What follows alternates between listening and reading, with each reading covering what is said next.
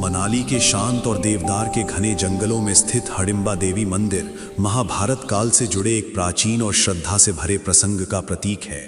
ये मंदिर किसी साधारण देवी का नहीं बल्कि हिडिंबा का है, जिन्हें प्रारंभ में राक्षसी माना जाता था। हजारों वर्ष पहले ये क्षेत्र हिडिंब वन कहलाता था, जहां क्रूर राक्षस हिडिंब और उसकी बहन हिडिंबा का आतंक था। वनवास के दौरान जब पांडव यहाँ विश्राम के लिए रुके, तब सभी सो रहे थे और महाबली भीम उनकी रक्षा कर रहे थे। उसी समय हिडिंबा अपने भाई के आदेश पर पांडवों को मारने आई, लेकिन भीम के रूप, तेज और अपार बल को देखकर उसका हृदय बदल गया और उसने राक्षसी प्रवृत्ति त्याग कर सुंदर स्त्री का रूप धारण किया तथा भीम के सामने विवाह का प्रस्ताव रखा।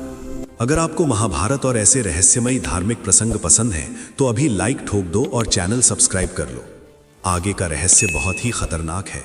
ये देखकर हिडिंब को भयंकर क्रोध आया और उसने भीम पर आक्रमण कर दिया।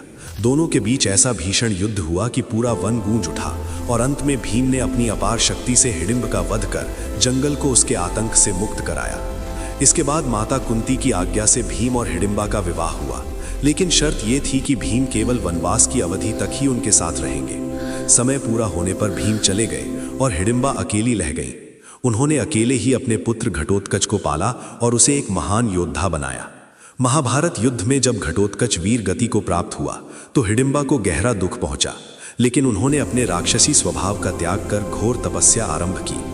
उनकी तपस्या से प्रसन्न होकर देवताओं ने उन्हें देवी का दर्जा दिया और वे मनाली की रक्षक देवी के रूप में पूजी जाने लगी।